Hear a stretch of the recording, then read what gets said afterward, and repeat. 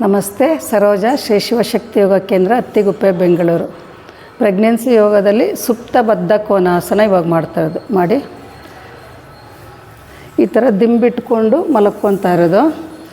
ಮಂಡಿ ಕೆಳಗಡೆ ಈ ದಿಂಬುಗಳು ಇಟ್ಕೊಂಡಿರೋದು ಅಂದರೆ ರಿಲ್ಯಾಕ್ಸ್ ಆಗಿರಲಿ ಅಂತ ಹೇಳಿಬಿಟ್ಟು.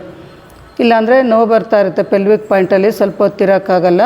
ಅದರಿಂದ ಈ ಥರ ಪಾದ ಸ್ವಲ್ಪ ಓಪನ್ ಮಾಡ್ಕೊಳ್ಳಿ, ಇನ್ನೊಂದು ಮುಂದೆ ತೊಗೊಳ್ಳಿ ನಿಮಿಷ. ಹೀಗೆ ಈ ಥರ ಇಟ್ಕೊಳ್ಳಿ. ಆ ಕಡೆನೂ ಸ್ವಲ್ಪ ಜರುಗಿಸ್ಕೊಂಡ್ರೆ ಆಯ್ತು. ಹಾಗೆ ಈ ಥರ ಇಟ್ಕೊಂಡು ಮಲ್ಕೊಂಡ್ರಿಂದ ಲೋವರ್ ಅಬ್ಡಮನ್ ಭಾಗ ಸ್ಟ್ರೆಚ್ ಆಗುತ್ತೆ, ತೈ ಸ್ಟ್ರೆಚ್ ಆಗುತ್ತೆ, ಮತ್ತು ಪೆಲ್ವಿಕ್ ಪಾಯಿಂಟ್ ಸ್ಟ್ರೆಚ್ ಆಗೋದ್ರಿಂದ ಡೆಲಿವರಿ ಟೈಮ್ನಲ್ಲಿ ಈಸಿ ಆಗುತ್ತೆ ಇದು ಮಾಡೋದ್ರಿಂದ. ಕೈಗಳು ಬೇಕಾದರೆ ಸೈಡಿಗೆ ಬೇಕಾದರೂ ಬಿಟ್ಕೋಬೋದು. ಹೀಗೆ ಈ ಥರ ಬೇಕಾದ್ರೂ ಇಟ್ಕೋಬೋದು. ಇಲ್ಲಿ ತಲೆ ಕೆಳಗಡೆ ಏನಕ್ಕೆ ಬ್ಲ್ಯಾಂಕೆಟ್ ಕೊಟ್ಟಿರೋದು ಅಂದರೆ ಫೋಲ್ಡೆಡ್ ಬ್ಲ್ಯಾಂಕೆಟು. ಚಿನ್ನ ಈ ಥರ ಇದ್ದರೆ ರಿಲ್ಯಾಕ್ಸ್ ಆಗುತ್ತೆ, ಈ ಥರ ಇದ್ದರೆ ರಿಲ್ಯಾಕ್ಸ್ ಆಗೋಲ್ಲ. ಅದರಿಂದ ದಿಂಬಿನ ಮೇಲೆ ಬ್ಲ್ಯಾಂಕೆಟ್ ಫೋಲ್ಡ್ ಮಾಡಿ ಇಟ್ಟಿರೋದು.